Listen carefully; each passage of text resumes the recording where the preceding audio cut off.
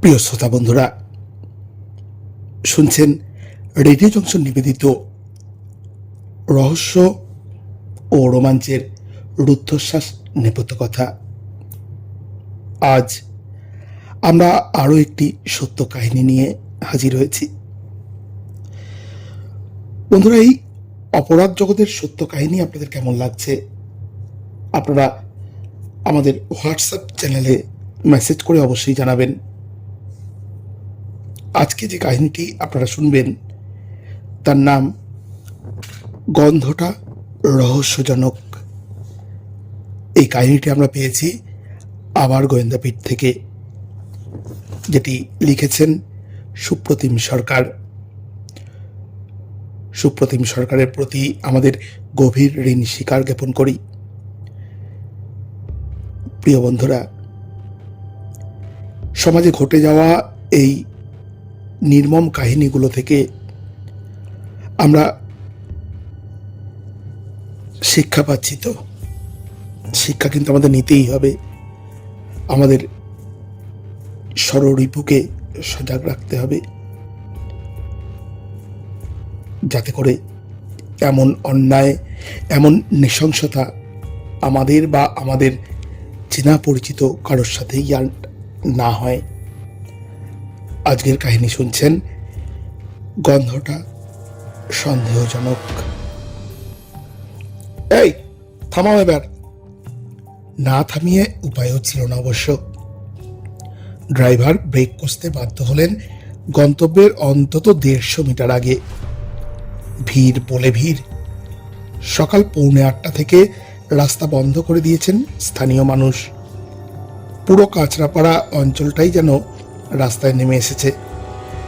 Police super হাঁটতে শুরু করেন গাড়ি থেকে নেমে।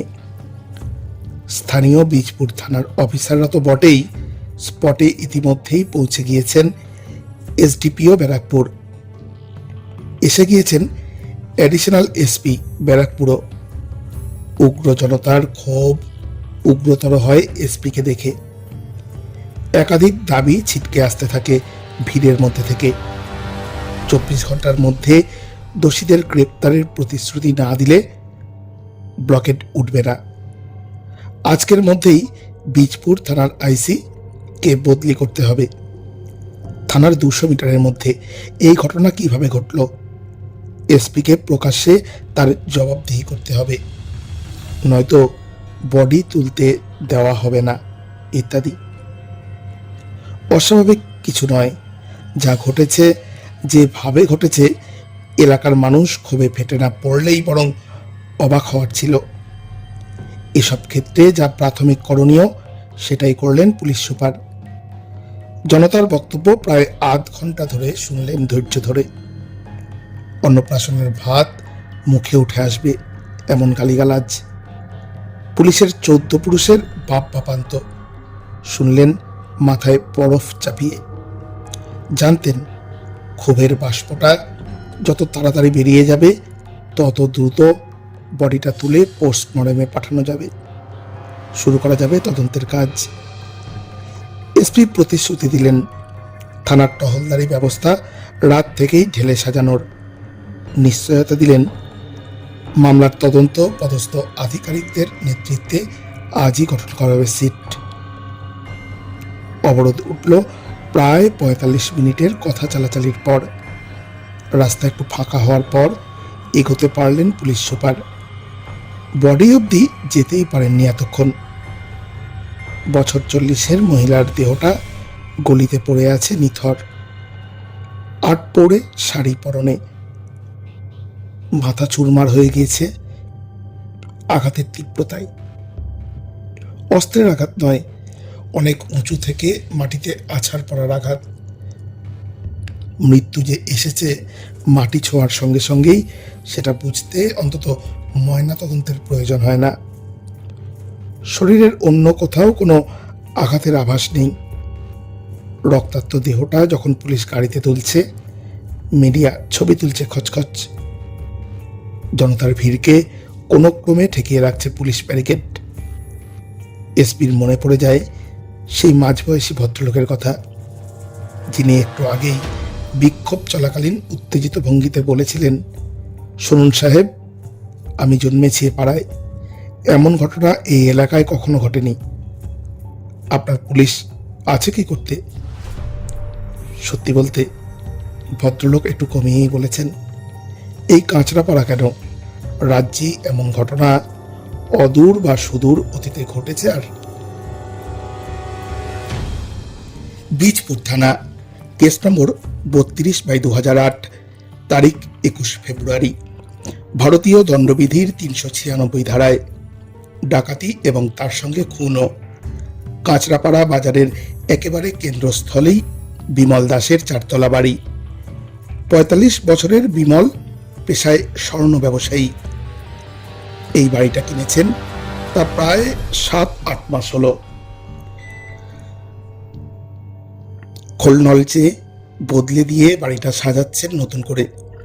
মাসখানেক ধরে মিস্ত্রিদের নিত্য যাওয়া আসা, দিনভর ছুতরের ঠুকঠাক। একতলায় বি দাস অ্যান্ড সন্স নামে সোনার দোকান। দোকানের একেবারে লাগোয়াই ওয়ার্কশপ, যেখানে কারিগররা কাজ করে। দোকানের শেষ প্রান্তে একটা দরজা, যেটা খুললে উপরে উঠে যাওয়ার সিঁড়ি। দোকানের মধ্যে দিয়ে ছাড়া উপরে যাওয়ার রাস্তা নেই আপাতত। বাড়ির লোক বলতে বিমল নিজে, স্ত্রী চন্দনা আর 2 ছেলে মেয়ে। 2 তলা আর 3 তলায় এখন কেউ থাকে না। ওখানে কাঠের কাজ চলছে আসবাবপত্র পালিশেরও। 4 তলায় সপরিবারে থাকেন বিমল। 3টি ঘর, সঙ্গে ড্রয়িং কাম ডাইনিং। একটা ঘরে বিমল আর চন্দনার সঙ্গে শোয়ে 8 বছরের ছেলে বিদ্যুৎ। অন্য একটা ঘরে থাকে 18 বছরের মেয়ে অনিন্দিতা। একটা ঘর খালি পড়ে থাকে, আত্মীয় স্বজন এসে পড়লে ব্যবহার হয় কদাচিৎ। 4 তলাটাও যে পুরোপুরি তৈরি এমন নয়, এখনো অসম্পূর্ণই। বিমলদের থাকার অংশটার পাশে অনেকটা জায়গা এখনো খোলা ছাদ। ঘরে ঢোকার দরজাটা ছাদ সংলগ্ন।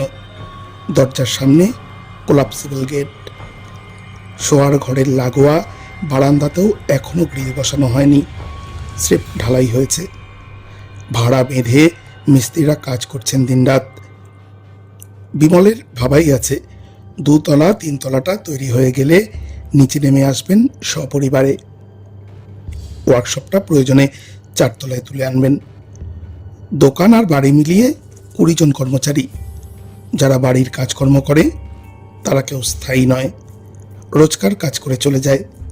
কর্মচারীরাও রাত 8:30-9টার মধ্যে দোকান বন্ধ হয়ে গেলে যে যার বাড়ি চলে যায়। শুধু বহুদিনের পুরনো কর্মচারী কাম ম্যানেজার নিরঞ্জন পাল প্রায় প্রতি রাতেই ওয়ার্কশপের ঘরে কাটান। 20 ফেব্রুয়ারি রাতে রোজকার মতোই দোকানের ঝাঁপ পড়ার পর নিরঞ্জন সব তালা বন্ধ করে চাবির গোছা বিমলকে 4 তলায় দিয়ে আসেন 9:15 নাগাদ। তারপর এসে শুয়ে পড়েন ওয়ার্কশপে। আরেকজন কর্মচারী অভিজিৎ ভৌমিক, সেও সেই রাতে ওয়ার্কশপে থেকে গিয়েছিলেন কাজের চাপ বেশি থাকায়। রাত 10:30টার মধ্যে বিমলদের খাওয়া দাওয়ার পাট চুকে গিয়েছিল। স্ত্রী ও ছেলের সঙ্গে বিমল শুয়ে পড়েছিলেন। উচ্চ মাধ্যমিক পরীক্ষা সামনে, মেয়ে তাই নিজের ঘরে রাত জেগে পড়াশোনা করছিল। এর পরের ঘটনাক্রম থাকুক বিমলের নিজের বয়ানে। আমার ঘুম ভেঙে গেছিল কুকুরের চিৎকারে। একটানা ঘেউ ঘেউ করেই চলেছিল কুকুরগুলো। বিছানা থেকে উঠলাম, ভাবলাম একবার বাথরুম থেকে ঘুরে আসি। ঘর আর ছাদের দিকের আলো জ্বালিয়ে ঘরের সঙ্গেই অ্যাটাচ বাথরুমে গেলাম। বেরিয়ে দেওয়াল ঘড়িটা দেখলাম 3:30 বাজে। ছাদের দিকে কোলাপসিবল গেটের কাছে কেমন যেন একটা খুটখাট আওয়াজ হচ্ছে শুনতে পেলাম। কারা যেন ফিসফাস কথাবার্তাও বলছে। সন্দেহ হলো। ঘরের দরজা খুলে বাইরে উঁকি মারতেই দেখি গেটের সামনে 4-5 জন লোক, হাতে পিস্তল বন্দুক, শাবল দিয়ে কোলাপসিবল গেটের তালা ভাঙার চেষ্টা করছে।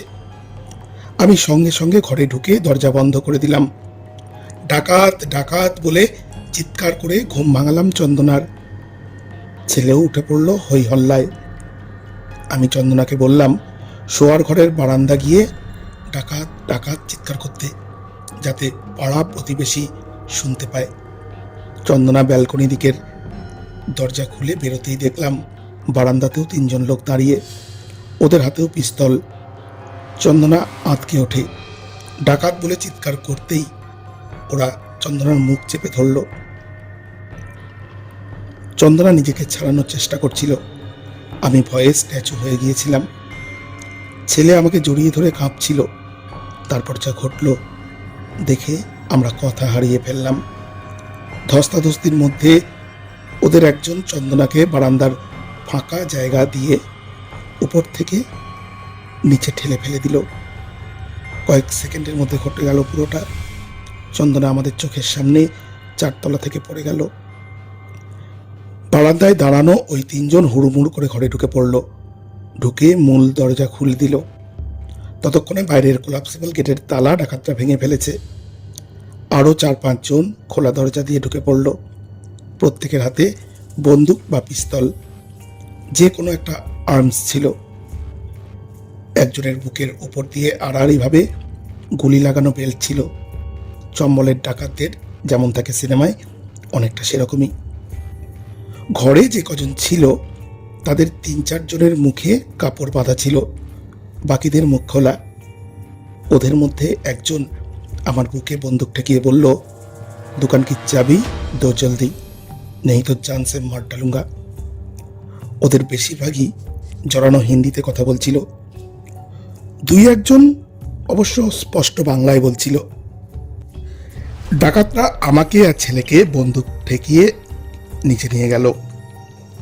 ওয়ার্কশপের ঘরের সামনে এনে বলল ঘরটা খুলে দিতে। আমি ওয়ার্কশপের দরজায় ধাক্কা দিয়ে নিরঞ্জনকে ডাকাডাকি করলাম। নিরঞ্জন ভেতরে আলো জ্বালিয়ে দরজা খুলল। ডাকাতরা ঢুকে পড়ে ওয়ার্কশপ তছনছ করা শুরু করলো। অনেকটা সময় থাকলো ভিতরে। ওখানে যা গয়নাগাটি ছিল নিয়ে নিল। এরপর আমাকে নিয়ে দোকানের শাটারের কাছে এলো। সেখানে এসে দেখি আরও 3-4 জন ডাকাত আগে থেকেই মজুদ, এবং তারা শাটার ভেঙে ফেলেছে। ভাঙা শাটারের নিচ দিয়ে ডাকাতরা আমাকে আর ছেলেকে নিয়ে দোকানে ঢুকলো। আমাকে আলো জ্বালাতে বলল দোকানের। আমি জেলে দিই। এরপর আমাকে একজন পরিষ্কার বাংলায় বলল, সালা সিন্দুকের চাবি চিনিয়ে দে, না হলে তোর সামনেই ছেলেকে গুলি করে মারব। ওরা যা বলছিল আমি যন্ত্রের মতো করে যাচ্ছিলাম।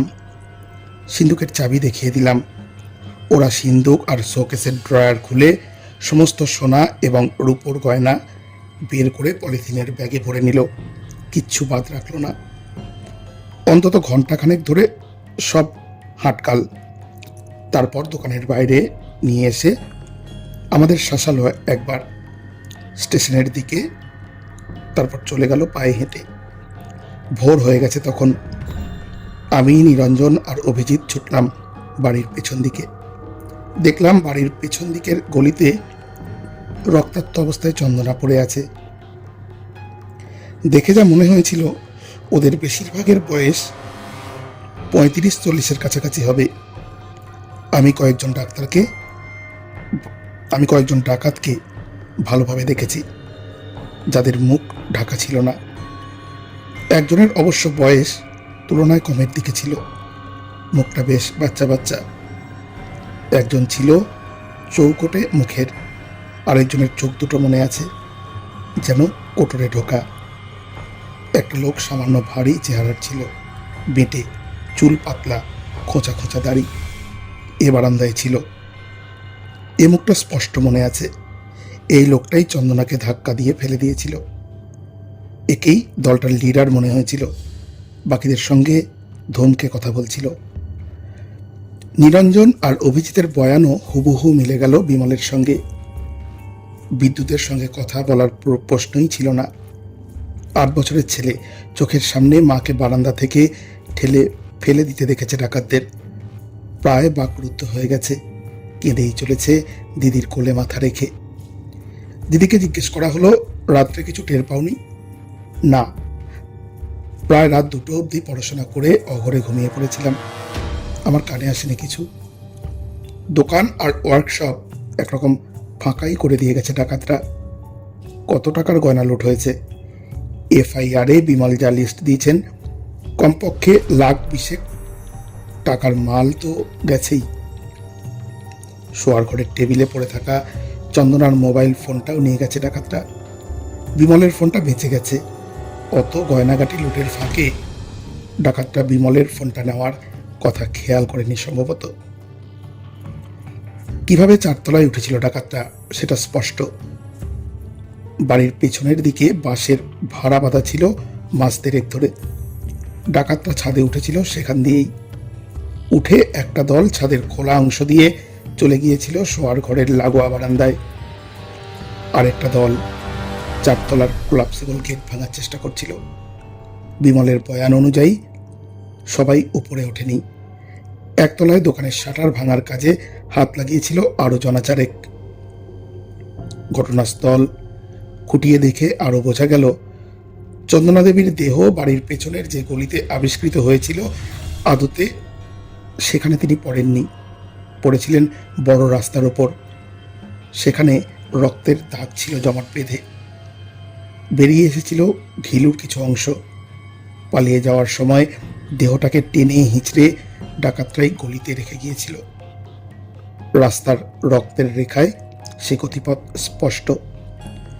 ফরেন্সিক টিম পৌঁছে গেছে। 4 তলা বাড়ির প্রতিটি ইঞ্চি জরিপ করা প্রয়োজন বিস্তারিত সিজার লিস্ট তৈরির। জেলা পুলিশের এভিডেন্স রিকভারি ভ্যানও এসে গেছে। কিন্তু এভিডেন্স অক্ষত থাকলে তবে না রিকভারি। ঘটনাস্থলের পূর্ণাঙ্গ ফরেন্সিক পরীক্ষার আগেই যদি শখানেক বাইরের লোক সেখানে চলাফেরা করে, যত্রতত্র জিনিসপত্র ছুঁয়ে দেখে ইচ্ছে মতো, অপরাধীদের ফিঙ্গারপ্রিন্ট ও ফুটপ্রিন্ট পাওয়ার সম্ভাবনা 12টা বেঁচে যায়। বহু লোকের হাত পায়ের ছাপে তালগোল পাকিয়ে যায় সব। ঠিক যেমনটা হলো বাড়ির ফরেন্সিক পরীক্ষার সময়। পুরো বাড়িটায় স্থানীয় কৌতূহলী জনতা যেমন খুশি যেখানে খুশি ঘুরে বেরিয়েছে ঘটনা জানাজানি হওয়ার পর। দোকানের শোকেস ও ওয়ার্কশপের মেশিনে অসংখ্য হাত পড়েছে অসংখ্যবার। নষ্ট হয়ে গেছে নির্দিষ্ট ফিঙ্গারপ্রিন্ট চিহ্নিত করে সংগ্রহ করার সুযোগ। তন্ন তন্ন করে খুঁজে সম্ভাব্য অপরাধীদের হাতের আর পায়ের ছাপ কিছু পাওয়া গেল 4 তলার ফ্রিজে, আলমারিতে। কিছু সংগ্রহ করা হলো দোকানের শোকেসের একেবারে উপরের দিকের র্যাকগুলো থেকে, যেখানে ঘটনা পরবর্তী ভিড়ের হাত পৌঁছয়নি। 4 তলার কোলাপসিবল গেট আর নিচে দোকানের ভাঙা শাটার থেকে সংগৃহীত হলো টুল মার্কস। সহজ ভাষায় বলি, ধরুন একটা হাতুড়ি দিয়ে কোনো কিছুর ওপর আঘাত করা হলো। ধরুন তালা ভাঙার জন্য হাতুড়ি পেটা। ভেঙে যাওয়া তালার ওপর একটা দাগ থেকে যাবেই হাতুড়ির।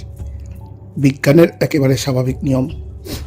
যা দিয়ে কোনো কিছুর ওপর আঘাত করা হয় তার একটা চিহ্ন থেকেই যায় লক্ষ্যবস্তুর ওপর। সেই দাগ বা চিহ্নই হলো টুল মার্কস, যা থেকে ফরেন্সিক পরীক্ষায় আন্দাজ করা হলো ঠিক কী জাতীয় বস্তু দিয়ে আঘাত করা হয়েছিল। সুবিধে হয় তদন্তে, সুবিধা হয় কিনারা উত্তর পর্যায়ে অভিযুক্তের দোষ প্রমাণে। সিজার লিস্ট তৈরি করা হলো সময় নিয়ে, লম্বা তালিকা, যার মধ্যে 3টে জিনিস বিশেষ উল্লেখের দাবি করে। 1, 4 তলায় ফ্রিজের ওপর পড়ে থাকা একটা তেলের শিশি, যার উপরে হিন্দি লেবেলে লেখা হিমতাজ। লেবেলে বাকি যা কিছু লেখা অস্পষ্ট হয়ে এসেছে। ম্যানুফ্যাকচারিং ইউনিটের নামটাম পড়া গেল না কিছু, শুধু হিন্দিতে উত্তরপ্রদেশ শব্দটা ছাড়া। শিশি খুলতেই একটা উৎকট গন্ধ ছিটকে এলো। বীজপুর থানার যে অফিসাররা তৈরি করেছিল সিজার লিস্ট, তাদের একজন বলেই ফেললেন, এ জিনিস লোকে গায়ে মাথায় মাখে কি করে? গন্ধেই তো ভূত পালানোর জোগাড়। এই ব্র্যান্ডের তেল ব্যবহার করেননি কোশমিনকালেও, জানলেন বিমল। এমন কি হতে পারে বাড়িতে যে মিস্ত্রিরা কাজ করছে সেটা তাদের কারো? বিমল বললেন, কোনো চান্স নেই। 4 তলায় মিস্ত্রিরা কাজ করে ঘরের বাইরে, ছাদের অংশে মূলত। ভিতরে ঢোকার প্রায় দরকার পড়েই না। আর ঢুকলেও তেলের শিশি নিয়ে ঢুকবেই বা কেন? আর ঢুকলেও ফেলেই বা রেখে যাবে কেন? এই শিশি ছিল না কাল রাতে ফ্রিজের ওপর। বিমল বললেন 100% নিশ্চিত ভঙ্গিতে, তাহলে যা দাঁড়াচ্ছে, এই তেলের শিশি ডাকাতটাই সঙ্গে এনেছিল নির্ঘাত, ফেলে গেছে তাড়াহুড়োয়। 2, ওয়ার্কশপের এক কোণে পড়ে থাকা 2টো শাবল, একটা পলিথিনের ব্যাগ, নিশ্চিত ডাকাতদেরই ফেলে যাওয়া। শাবল দুটোয় পাওয়া গেল ফিঙ্গারপ্রিন্ট। 3, দোকানের এক আলমারির পাশে পড়ে থাকা একটা ভাঁজ করা কাগজ। ভাঁজ খুলে দেখা গেল ওটা আসলে ম্যাপ, কাঁচা হাতে পেন্সিলে আঁকা। কিসের ম্যাপ? বিমলের 4 তলা বাড়ির। কোন তলায় কোথায় কি ম্যাপে চোখ বোলালে জলবৎ তরলং। ও হ্যাঁ, বলা হয়নি, ব্যারাকপুরের পুলিশ ট্রেনিং কলেজ থেকে সকালেই তলব করা হয়েছিল ডগ স্কোয়াড এর পিঙ্কিকে। পিঙ্কি ঘুরেছিল পুরো চত্বরটা, শুঁকে দেখেছিল ডাকাতদের ফেলে যাওয়া পলিথিন ব্যাগ আর হিমতাজ তেলের শিশি। বাড়ির সামনের যে রাস্তাটা সোজা চলে গেছে কাঁচরাপাড়া স্টেশনের দিকে, পিঙ্কি ছুটেছিল সেদিকে। স্টেশনের কাছাকাছি গিয়ে থমকে দাঁড়িয়ে গিয়েছিল। ডাকাতরা যে রেলপথেই পালিয়েছে সেটা এমনিতেই আন্দাজ করা যাচ্ছিল। পিঙ্কির গতিবিধি সেই আন্দাজকে আরও জোরালো করেছিল। ডাকাতকে বাধা দিতে গিয়ে গৃহবধূ খুন। শুধু খুন নয়, 4 তলা থেকে ছুঁড়ে ফেলে দিয়ে নৃশংসতম খুন। স্থানীয় থানা থেকে মাত্র 200 মিটার দূরত্বে। শোরগোল পড়ে গিয়েছিল রাজ্যে। মিডিয়ার দৈনন্দিন হইচই তো ছিলই, পুলিশের ওপর উত্তুঙ্গ চাপ তৈরি হচ্ছিল স্থানীয় ব্যবসায়ী সমিতির তরফেও। ঘটনা দ্রুত সমাধানের দাবি নিয়ে থানা ঘেরাও, এসপির অফিসে ডেপুটেশন।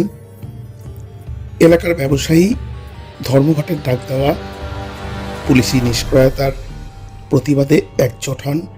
জাতীয় লিফলেট বিলি করা, কিছুই বাকি ছিল না। অ্যাডিশনাল এসপি আর এসডিপিওর নেতৃত্বে জেলার বাছাই করা অফিসারদের নিয়ে বিশেষ তদন্তকারী দল গঠন করেও সামলানো যাচ্ছিল না ওই বহুমুখী চাপ। যা হট্টগোল চলছিল চন্দন হত্যা নিয়ে, আজ পৌঁছেছিল রাইটার্সেও। মাফ করবেন, যা হট্টগোল চলছিল চন্দনা হত্যা নিয়ে, আজ পৌঁছেছিল রাইটার্সেও। ঘটনার 72 ঘন্টার মধ্যে জারি হয়েছিল আইসি বীজপুরের বদলির আদেশ। নতুন আইসি হিসেবে 25 ফেব্রুয়ারি দায়িত্ব নিয়েছিলেন ইন্সপেক্টর প্রবীর সান্যাল। সিআইডিতে অনেকটাই কেটেছে যার কর্মজীবন, যার দীর্ঘ অভিজ্ঞতা ছিল বহু জটিল কেসের সমাধানে। শুরুর দিন 3 তদন্তের ভার ছিল বীজপুর থানার সাব ইন্সপেক্টর মনিরুল ইসলাম সরকারের ওপর। ঘটনার গুরুত্ব বিবেচনা করে থানার চার্জ নেওয়ার দিনই তদন্তভার প্রবীরকে দিয়েছিলেন পুলিশ সুপার। এমন কেস তো রোজ রোজ হয় না প্রবীর, তাই আপনাকে দিলাম। বুঝতেই তো পারছেন, এই কেসটা দ্রুত ডিটেক্ট করে কনভিকশন না করাতে পারলে আমরা কেউই মুখ দেখানোর জায়গায় থাকবো না। যারা এভাবে মেরে ফেললো এক মহিলাকে, তাদের যদি শাস্তি না দেওয়া যায়। কথা শেষ করেনি এসপি। করার দরকারও ছিল না। প্রবীর দিব্যি শুনতে পেয়েছিলেন না বলা শব্দগুলো। তাহলে আর চাকরি করে কি লাভ? স্পেশাল ইনভেস্টিগেশন টিমের সঙ্গে ঘটনার দিন থেকেই রোজ অন্তত ঘন্টা 3 বসছিলেন পুলিশ সুপার। বীজপুর থানাতেই দিনের সিংহভাগ কাটাচ্ছিলেন। কি কি জানা যাচ্ছে আপাতত, কি কি জানার আছে আরও, কি কি করণীয় এখন, ঘন্টায় ঘন্টায় ঝালিয়ে নেওয়া হচ্ছিল সবটা। প্রথম কথা, বিমল, নিরঞ্জন, অভিজিতের বয়ান থেকে পাওয়া যাচ্ছে গ্যাংটা ছিল মোটামুটি 12-14 জনের। কিছু লোক হিন্দিতে কথা বলছিল, কয়েকজন বাংলায়। 3-4 জনের মুখ ঢাকা ছিল। অর্থাৎ যদি ভিন রাজ্যের গ্যাংই হয়, সঙ্গে বঙ্গভাষী দুষ্কৃতীও ছিল, যাদের স্থানীয় হওয়ারই সম্ভাবনা। লোকাল গ্যাং হলেই সাধারণত মুখ বেঁধে ক্রাইম করে, যাতে চেহারার বর্ণনা শুনে পুলিশ চট করে আইডেন্টিফাই না করতে পারে। তাছাড়া বিমলের বাড়ির নকশা যখন পাওয়া গেছে, এমন কেউ বা কারা প্রত্যক্ষ বা পরোক্ষভাবে জড়িয়ে আছে, যার বা যাদের যাতায়াত ছিল বাড়িতে, যে বা যারা জানতো নিখুঁত কোথায় কি আছে, কে বা কারা। বাড়ির কাজের লোক হতে পারে, দোকানের কর্মচারী হতে পারে। বাড়িতে কাজ হচ্ছিল 2 মাস ধরে, রোজ অনেক মিস্ত্রির যাতায়াত ছিল, তাদেরও কেউ হতে পারে। তালিকা তৈরি করতে হবে সবার, যাদের পক্ষে সম্ভব বাড়ির নকশা বানানো বা বানাতে সাহায্য করা। বাড়ির কাজের মাসি, দুধওয়ালা, খবরের কাগজওয়ালা, জমাদার, কেউ যেন বাদ না যায়। প্রত্যেককে জিজ্ঞাসাবাদ করতে হবে। মিস্ত্রিদের তালিকা তৈরি করে ব্যাকগ্রাউন্ড চেক করা দরকার। কল ডিটেলসও নিতে হবে সবার। কোনো কর্মচারীকে কি বিমল সাম্প্রতিক অতীতে ছাঁটাই করেছিলেন? সেই থেকে কোনো শত্রুতার অ্যাঙ্গেল? খবর নেওয়া দরকার আত্মীয় পরিজন এবং ঘনিষ্ঠ বন্ধু বান্ধবদের ব্যাপারে। কাদের কাদের নিয়মিত যাতায়াত ছিল বিমলদের বাড়িতে, সেটুকু অন্তত জানতেই হবে। দ্বিতীয়ত, শুধু 3-4 জনের বর্ণনা আপাতত পাওয়া যাচ্ছে 3 জনের বয়ানে, যার ভিত্তিতে পোর্ট্রেট পারলে, অর্থাৎ ছবি আঁকানোর চেষ্টা করা যেতে পারে। দেখলে বাচ্চা বাচ্চা মনে হয় এমন একজন। চৌকোটে মুখ একজনের, কোটরে ঢুকে যাওয়া চোখ আরেকজন, ভারী চেহারা, পাতলা চুল আর কোচা কোচা দাড়ির একজন। বাকিদের মধ্যে যাদের মুখ বাঁধা ছিল না, তাদের ব্যাপারে জানতে চাইলে মোটামুটি একই উত্তর আসছে 3 জনের থেকে। এত ভয় পেয়ে গিয়েছিলাম, ডিটেলে খেয়াল করার মতন অবস্থায় ছিলাম না। বেশ, কিন্তু যাদের বর্ণনা দিতে পারছেন, তাদেরই বা ডিটেল কোথায় সেভাবে? চৌকোটে মুখ বা বাচ্চা বাচ্চা দেখতে, বা অল্প চুলের ভারী চেহারার লোক, এমন তো শখানেক মানুষই এই কাঁচরাপাড়াতে খুঁজলেই পাওয়া যাবে। তবু যা পাওয়া গেছে তাই সই। বর্ণনা অনুযায়ী ছবি আঁকানো হোক সিআইডির তে বিমলদের পাঠিয়ে, সেই ছবি ছড়িয়ে দেওয়া হোক সোর্সদের মধ্যে। 3 নম্বর, চন্দনার মোবাইলটা নিয়ে গেছে ডাকাতরা, তারপর থেকেই বন্ধ, প্রত্যাশিতভাবেই। IMEI প্রতিটি মোবাইল ফোনের জন্য নির্দিষ্ট ইউনিক বা অনন্য নম্বর, যা সাধারণত ফোনের ব্যাটারির পেছনে লেখা থাকে। সার্চে দিয়ে রাখতে হবে লুট হওয়া মোবাইল নাম্বারটা, আজ কাল পরশু তরশু বা 1-2 মাস পরে মোবাইলটা খুলে যখনই কেউ ওতে অন্য সিম ভরে চালু করবে, IMEI নম্বরের সূত্রে জানা যাবে ফোনের অবস্থান। মোবাইল ফোনের ঘ্যাঁতঘোর সবাই মোটামুটি জেনে গেছে আজকাল। সিম না বদলে চুরি করা ফোন ব্যবহার করার বোকামো ছিচকে মোবাইল চোরেরাও করে না। আর এরা তো ডাকাতদের গ্যাং পুরোদস্তুর। সুতরাং ধৈর্য ধরে অপেক্ষা করতে হবে ফোন কখন চালু হয়, কখন ঢোকানো হয় অন্য সিম। মোবাইলটা যে নিয়ে গেছে, এটা এদিক থেকে খুবই আশাপ্রদ তদন্তের পক্ষে। ভালো হয়েছে নিয়ে গেছে। একবার ফোনটা চালু হলেই তৎক্ষণাৎ চালু হবে প্রযুক্তি প্রহরা।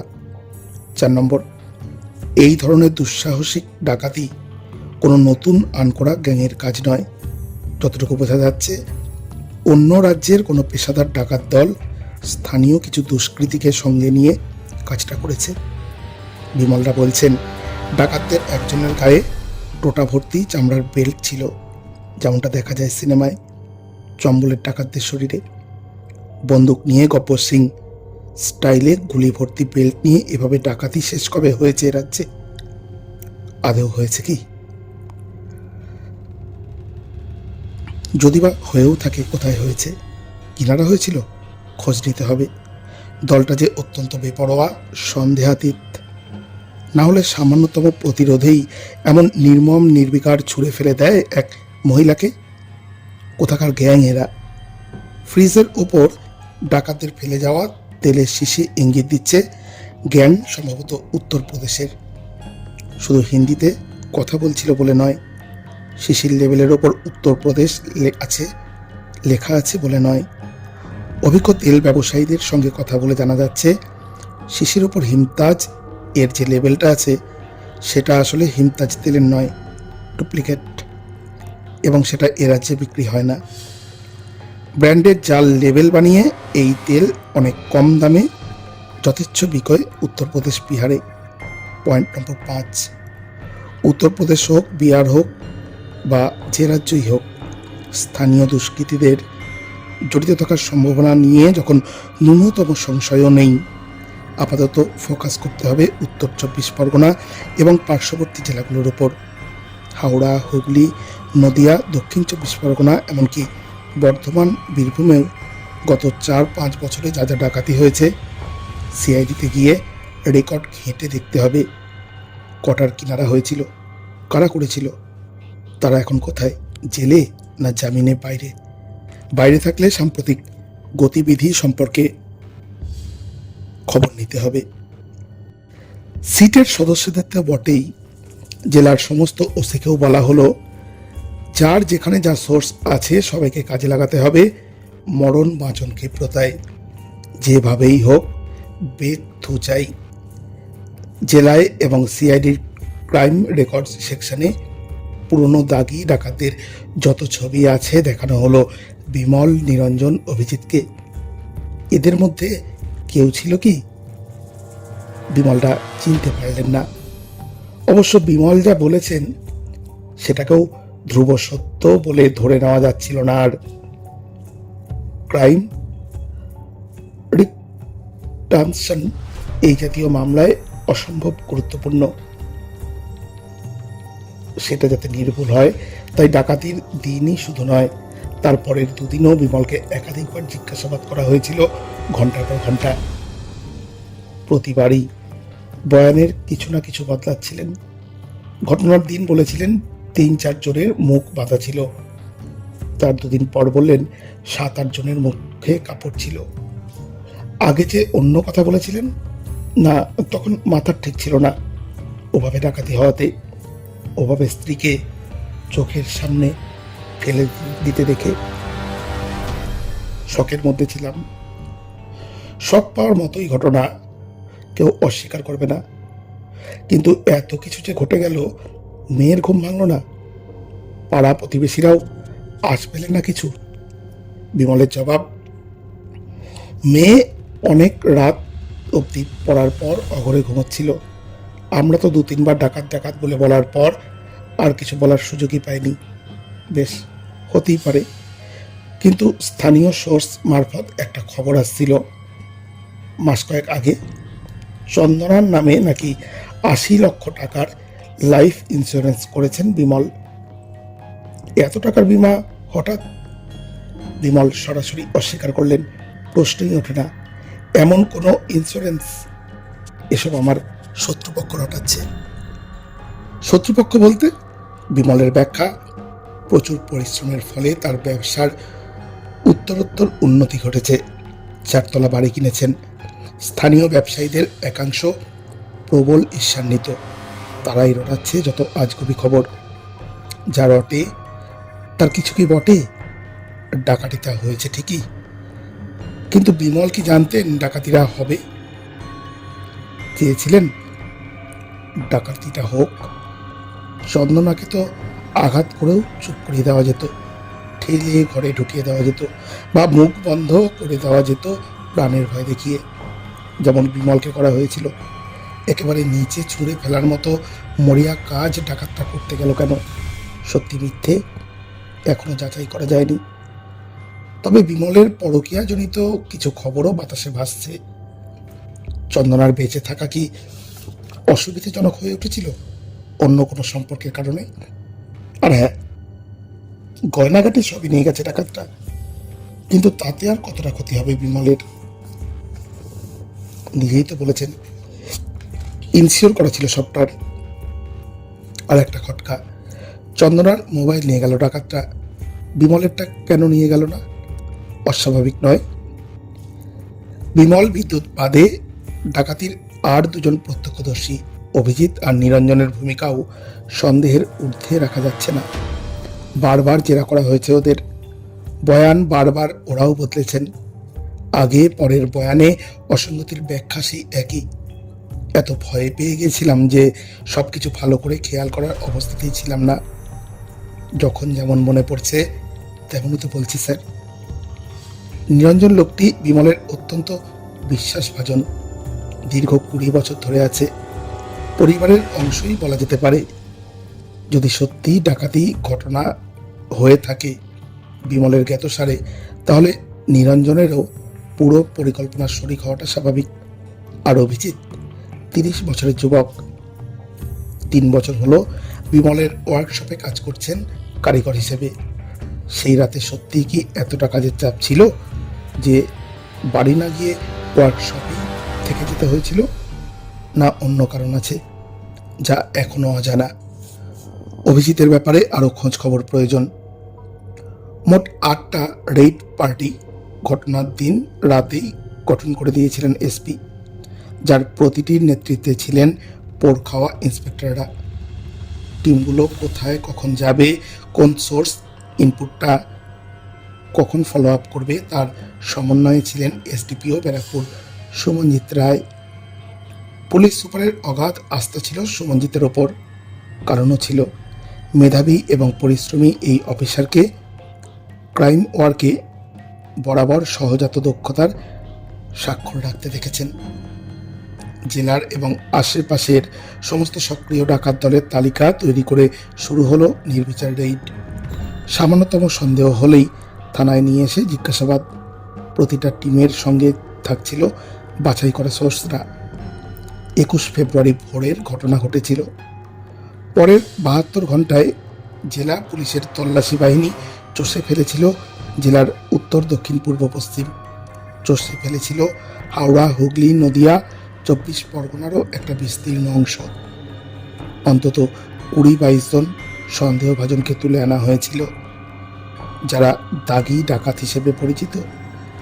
লাগাতার জিজ্ঞাসাবাদ করেও যাদের কারো বিরুদ্ধে প্রমাণ পাওয়া যাচ্ছিল না কাছড়াপাড়ার ঘটনায় জড়িত থাকার, প্রথম ব্রেকথ্রুর আভাস মিলল 26 ফেব্রুয়ারির রাতে। সোর্সের দেওয়া খবরের ভিত্তিতে ঘোলা থানার তালবান্দা এলাকার একটা ভাড়া বাড়ি থেকে গভীর রাতের রেইডে গ্রেপ্তার হলো 6 জনের একটা গ্যাং।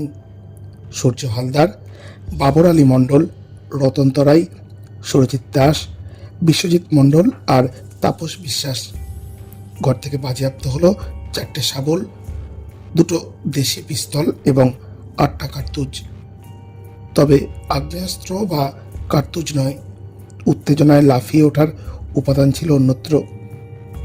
সূর্য গোলদারের একটা মাঝারি সাইজের টিনের সুটকেসে, যেটা খুলতেই বেরোলো চামড়ার বেল্ট টোটা রাখার, ঠিক যেমনটা বলেছিলেন বিমল। একজনের গায়ে আড়াআড়িভাবে টোটা ভর্তি চামড়ার বেল্ট ছিল। এই বেল্টটায় অবশ্য টোটা ছিল না একটাও। কেস তাহলে সমাধানের পথে।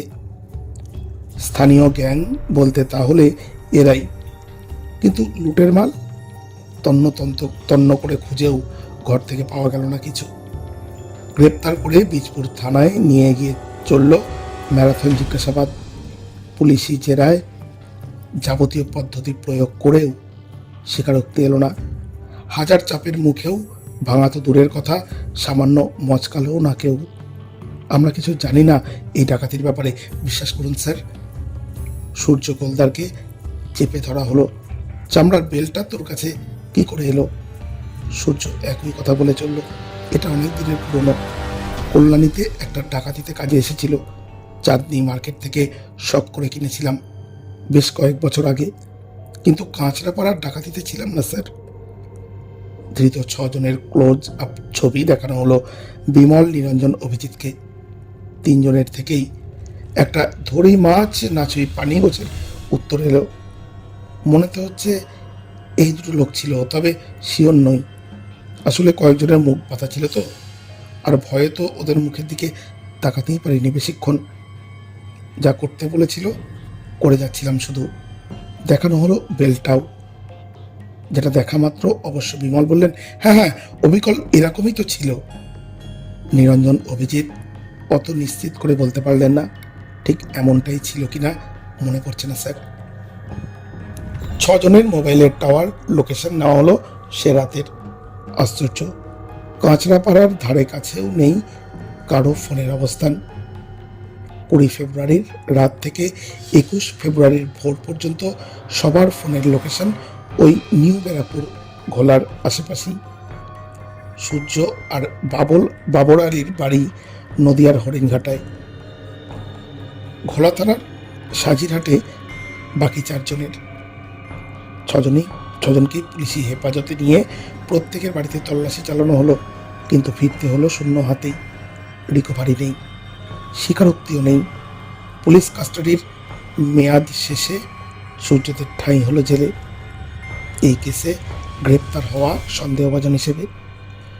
চুরি, ছিনতাই, ডাকাতির কেসে সমাধানের মূল কথাই হলো ফলেন ও পরিচয়তে। মোদ্দা কথা, ধৃতদের কাছ থেকে চুরি ছিনতাই হওয়া জিনিস উদ্ধার হলে তবেই নিশ্চিত হওয়া যায়, হ্যাঁ কাজটা এরাই করেছে। রিকভারি না হলে দাঁড়াই না মামলা, সে যতই সন্দেহের কারণ থাকুক। ঠিক সেটাই ঘটেছিল সূর্যদের গ্রেপ্তারি নিয়েও। ওই চান্ডার বেল্ট উদ্ধারের সঙ্গে সঙ্গেই পুলিশ ধরে নিয়েছিল গ্যাং চিহ্নিতকরণের কাজটা হয়ে গেছে। এবার স্বীকারোক্তির আদায়, বাকিদের জালে তোলা এবং লুঠের মাল উদ্ধার স্রেফ সময়ের অপেক্ষা। বেল্ট উদ্ধারের খবর ফলাও করে প্রচার হয়েছিল মিডিয়াতে। চন্দনা হত্যাকাণ্ডে ধৃত 6 উদ্ধার সেই বেল্ট। কিন্তু মালপত্র কিছুই উদ্ধার না হওয়ায় সাধারণ মানুষ তো বটেই, পুলিশও ধন্দে পড়ে যাচ্ছিল। তাহলে কি এরা সত্যিই যুক্ত ছিল না? ভুল লোককে জড়িয়ে দেওয়া হচ্ছে এই কেসে। দিনের পর দিন কেটে যাচ্ছিল, ঘুরে যাচ্ছিল সপ্তাহের পর সপ্তাহ। সূর্য গোলদারদের গ্রেপ্তারির পর তদন্তের অগ্রগতি একরকম থমকে গিয়েছিল বলাই চলে। রেড হচ্ছিল বটে এদিক সেদিক, সোর্সরা যখন যা খবর দিচ্ছিল যাচাই করা হচ্ছিল প্রত্যেকটাই, কিন্তু লিড আর পাওয়া যাচ্ছিল কই। এই কিছুতেই কিছু হচ্ছে না। আর সময়টা যখন পুলিশ সুপার বিশেষ তদন্তকারী দলের কাজকর্মের পর্যালোচনা বৈঠকে বসতেন, বুঝতে পারতেন হতাশার ভাইরাসে ক্রমে আক্রান্ত হচ্ছে টিম। এবং একটাই কথা আউড়ে যেতেন নিয়মিত। ইংরেজিতে একটা কথা আছে, সবাই শুনেছ তোমরা, ফিউচার ফেভার্স দ্য ব্রেভ। ভাগ্য বীরেরই সহায় হয় পুলিশি তদন্তের ক্ষেত্রে, কিন্তু ফরচুন ফেভার্স দ্য পারসেপ্টেন্ট। কথা নতুন নয়, জানাই আছে। জটিল মামলার তদন্তে ভাগ্য তাদেরই সহায় হয় যারা ধৈর্যের ফিক্সড ডিপোজিটে হাত দেয় না চরম সম্পর্কের। শুনতে শুনতে এক রকম সুমনজিতের মনে হতো এসপি নেহাতি ভোকাল টনিক দিচ্ছেন টিমের মনোবল অটুট রাখতে। আবার কখনো মনে হতো ভুল তো কিছু বলছেন না। মনে পড়তো কবির সুনমের 3 তালের গান, এর সেই লাইনটা, কখন কি ঘটে যায় কিচ্ছু বলা যায় না। পরক্ষণেই আবার ভাবতেন মাস 1.5 হয়ে গেল ঘটনাটার পর, আশাব্যঞ্জক কিছু ঘটছে, আর কোথায় ঘটবে আদেও ঘটল। ভাগ্য সহায় হলো এপ্রিলের 2য় সপ্তাহের বিকেলে, যখন সুমনজিৎ রোজকার ফাইলে চোখ বুলাচ্ছেন অফিসে বসে। সাধারণত মোবাইল ভাইব্রেশন মোডে রাখেন। ফাইলে সই করতে করতেই টেবিলে রাখা ফোনে কম্পন টের পেলেন। চোখ রাখলেন স্ক্রিনে, আইসি বীজপুর কলিং। হ্যাঁ প্রবীর। এত উচ্চগ্রামে প্রবীর কথা শুরু করলেন। ফোন রেখে দিয়ে হ্যালো বললেও বোধহয় শোনা যেত বীজপুর থেকে ব্যারাকপুর পর্যন্ত। স্যার একবার থানায় আসবেন। এখন? কেন, কি হলো হঠাৎ? যে ফোনটা ডাকাতটা নিয়ে গেছিল, মানে চন্দনা দেবীর ফোনটা, সেটা বোধহয় অ্যাক্টিভাইজড হয়েছে। যে দোকান থেকে বিমল ফোনটা কিনেছিলেন তার মালিকের ফোনে একটা অদ্ভুত SMS এসেছে লুট হওয়া ফোনটার নম্বর থেকে। কি SMS? Please help me, I am is danger. মানে মাথা মুন্ডু কিচ্ছু বুঝতে পারছি না sir. Who is in danger? কি হেল্প চাইছে? দোকানের মালিকের কাছেই বা কেন চাইছে? ভুতুরে ব্যাপার স্যার। আসছি এখনই। আসুন স্যার, দোকানের মালিককে বসিয়ে রেখেছি। সমজিৎ ছুটলেন বীজপুর থানায়। ফোনের দোকানের মালিক এমন কাঁচুমাচু করে বসে আছেন, মনে হবে ডাকাতিটা উনিই করেছেন বা করিয়েছেন। থানায় আসার অভিজ্ঞতাই নেই, বেশ বোঝা যাচ্ছে হাবভাবে। তার উপর প্রবীর সহ অন্য অফিসাররা ভদ্রলোকের দিকে ঘন ঘন কড়া দৃষ্টিতে তাকাচ্ছেন। দোকানের মালিককে একটু ধাতস্থ হওয়ার সময় দিলেন সুমনজিৎ। কথা শুরু হলো তারপর। এই মেসেজটা আপনার ফোনে চন্দনা দেবীর লুট হয়ে যাওয়া ফোন থেকে। কি ব্যাপার বলুন তো? ব্যাপার যে কি পরিষ্কার হয়ে গেল মিনিট 5 মধ্যেই, এবং রত্নকণিকায় 100 মিটার প্রিন্টের ছটফটানিটের পেলেন সুমনজিৎ। তৎক্ষণাৎ ধরলেন ফোনে এসপিকে। চেপে রাখতে পারলেন না উচ্ছ্বাস। স্যার, ফাইনালি লিড পাওয়া গেছে একটা। Definite lead? কি লিড? কেন ডেফিনেট? চন্দনার যে ফোনটা ডাকাতটা নিয়ে গিয়েছিল সেটা স্যামসাং কোম্পানির কাঁচাপাড়ারই দোকান থেকে কেনা।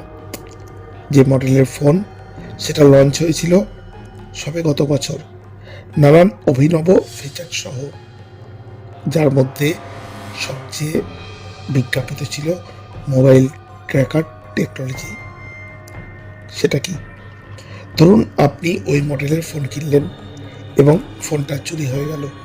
এখন চুরি যাওয়া ফোনে যে মুহূর্তে চোর অন্য সিমে ভরে চালু করবে, মোবাইল ট্র্যাকার টেকনোলজির সৌজন্যে একটা SMS আসবে এমন একটা পূর্ব নির্ধারিত নম্বরে। কেনার সময় যে নাম্বার আপনার ফোন মেমোরিতে ভরে দেওয়া হয়েছিল, SMS-এ অটোমেটিক্যালি বার্তা আসবে মেমোরিতে ভরে থাকা টেমপ্লেটের, please help me, I am in danger. যে নতুন সিম ভরা হয়েছে চুরি যাওয়া ফোনে, তার নম্বর তো বটেই, সিমের IMEI নাম্বারও জানা যাবে SMS-এর মারফত।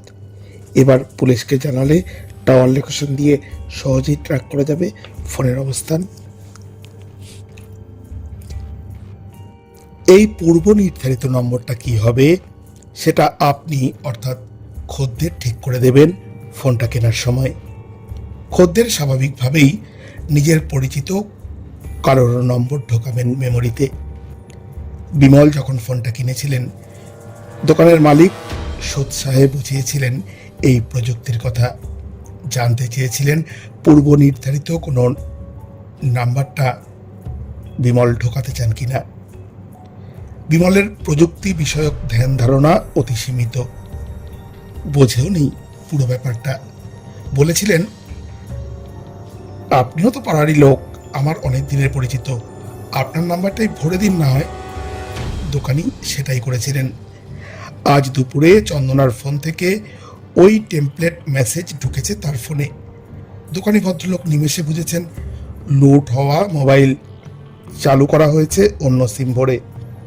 সঙ্গে সঙ্গে জানিয়েছেন বিমলকে, পরামর্শ দিয়েছেন একটিও দেরি না করে পুলিশকে জানাতে।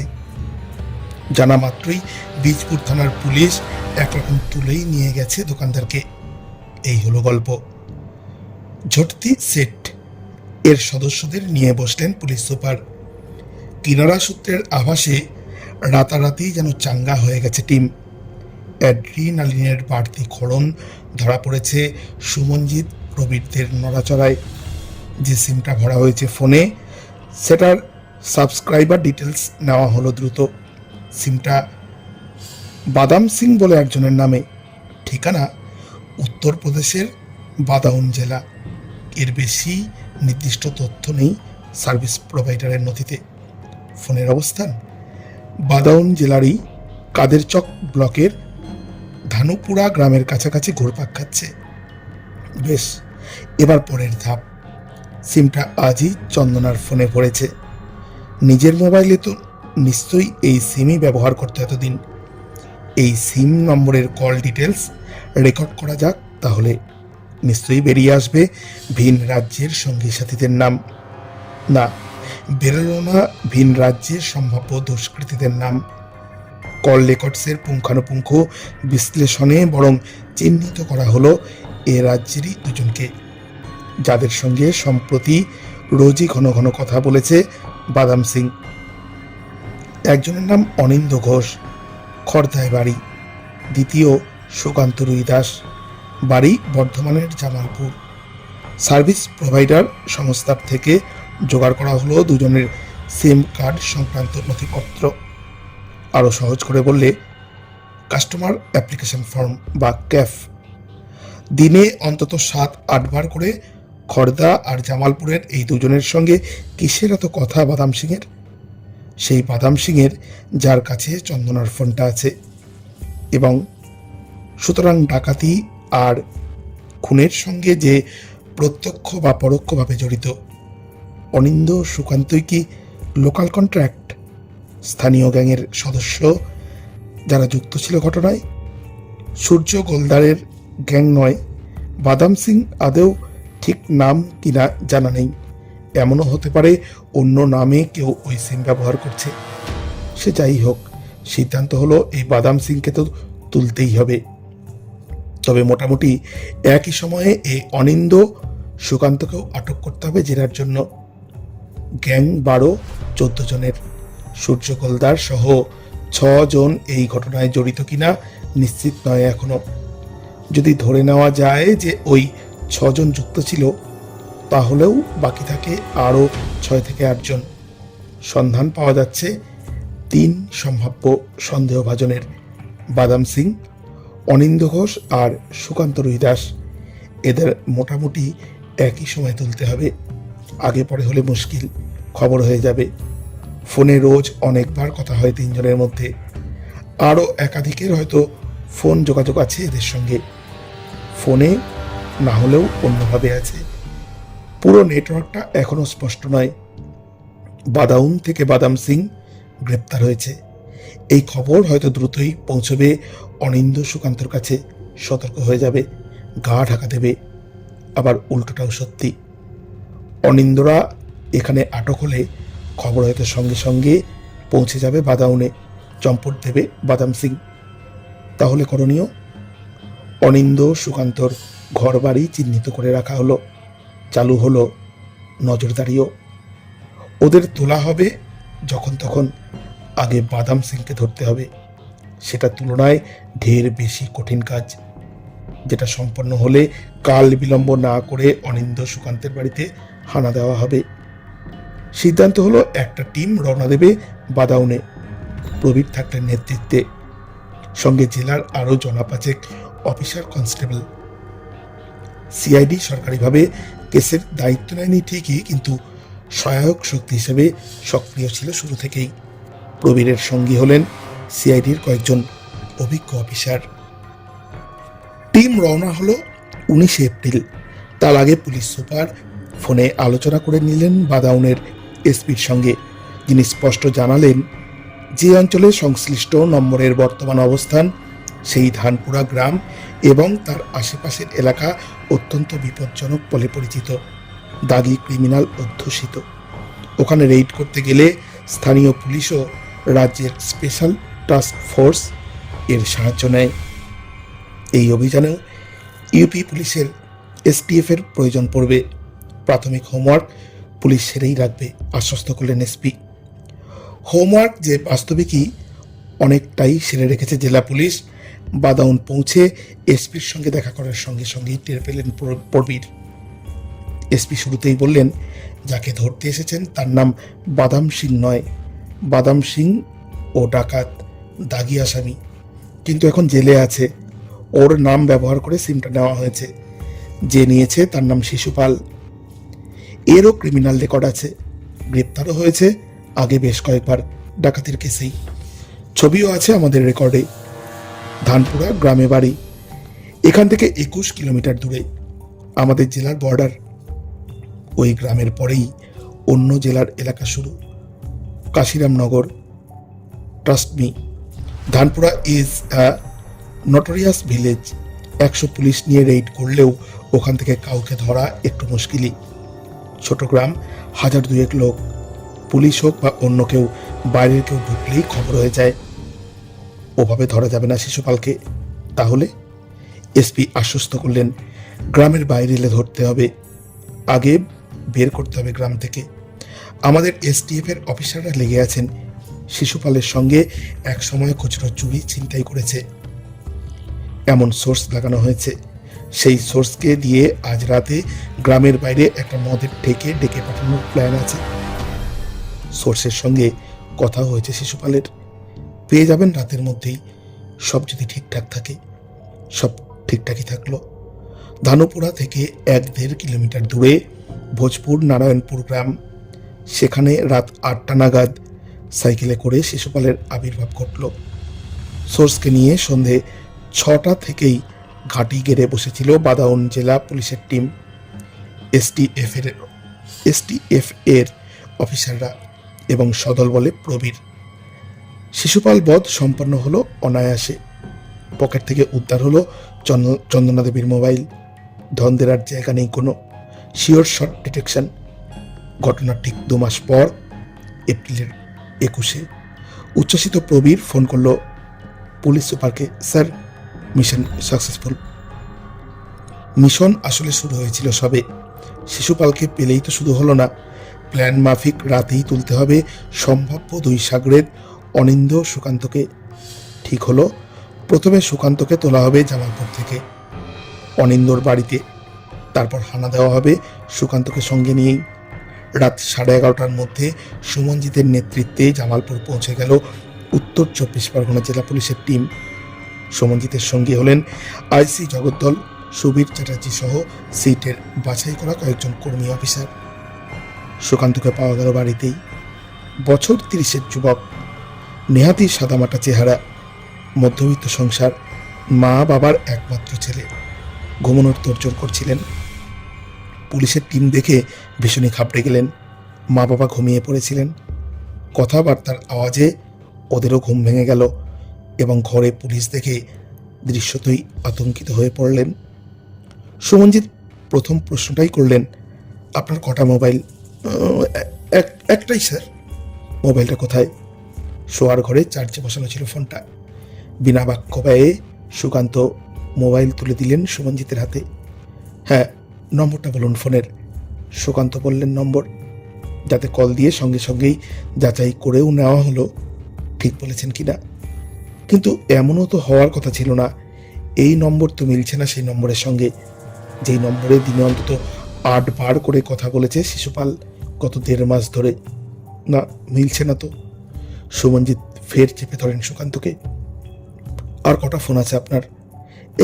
এই একটাই স্যার। দেখুন সুকান্তবাবু, কোনো জোর জবরদস্তি করতে চাই না, অন্য ফোনটা দিন। বিশ্বাস করুন স্যার, আমার এই একটাই ফোন। কি করেন আপনি? বিশেষ কিছু না স্যার, টুকটাক সাপ্লাইয়ের কাজ। শিশুপাল বলে কাউকে চেনেন? না স্যার। সুমনজিৎ তাকান সুবীরের দিকে। না, এভাবে হবে না, একে থানায় নিয়ে গিয়ে কথা বলতে হবে। তার আগে ঘরটা ভালো করে সার্চ করা দরকার। তল্লাশি করা হলো তন্ন তন্ন করে। না, পাওয়া গেল না দ্বিতীয় কোনো মোবাইল। না পাওয়া গেল কোনো রকম অপরাধমূলক কাজকর্মে জড়িত থাকার প্রমাণ। যখন তাকে বাড়ি থেকে বের করে নিয়ে আসতে পুলিশ, মা কান্নাকাটি জুড়েছেন, বাবা দাঁড়িয়ে আছেন স্তব্ধবাক। তখনও সুকান্ত চিৎকার করে যাচ্ছেন, আমাকে কেন নিয়ে যাচ্ছেন আপনারা? সামান্য সাপ্লাইয়ের কাজ করে খাই, জীবনে কখনো কোনো 2 নম্বরই কাজে জড়ায়নি। বিশ্বাস করুন, মা কালীর দিব্যি স্যার, বিশ্বাস করুন। বিশ্বাস করার কোনো কারণ দেখছিল না পুলিশ। ইয়ার কি নাকি, বললেই হলো আর ফোন নেই। যে নম্বরের সঙ্গে শিশুপালের কথা হচ্ছে তার কাস্টমার অ্যাপ্লিকেশন ফর্ম আগেই জোগাড় করা হয়েছে সার্ভিস প্রোভাইডারের থেকে। সেই ফর্মে সুকান্তের ভোটার আইডেন্টিটি কার্ডের ছবি জ্বলজ্বল করছে। এখন বললেই হলো নেই? নেই তো গেল কোথায়? থানায় এনে একটু যত্ন আত্তি করার উপক্রম করলেই দ্বিতীয় মোবাইল সুরসুর করে বেরিয়ে আসবে, নিশ্চিত ছিলেন সুমনজিৎরা। নিশ্চিত থাকা সত্ত্বেও থাকা গেল না।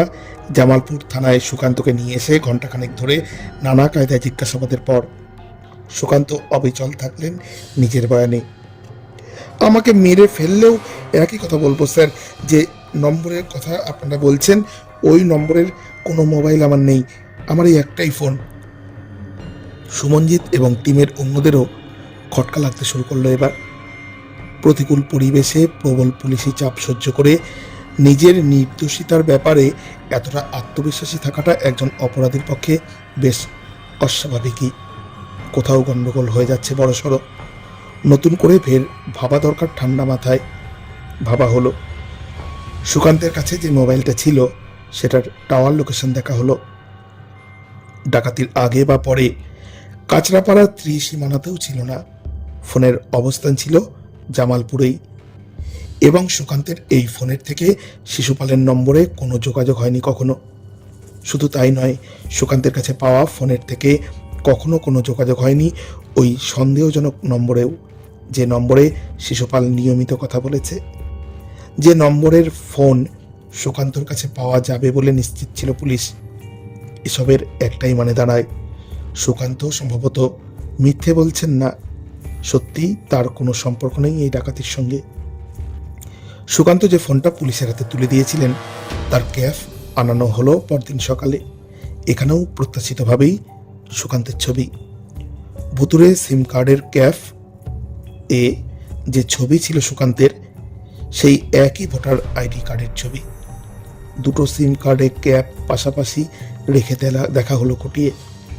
এবং দেখতে গিয়ে চমক, যেই দোকান বা এজেন্সি থেকে সিম বিক্রি হয় নথিপত্রে সিল থাকে সেই দোকানের। এ তো দেখা যাচ্ছে দুটো সিমই বিক্রি হয়েছে একই দোকান থেকে। নেহাতি সমাপতন।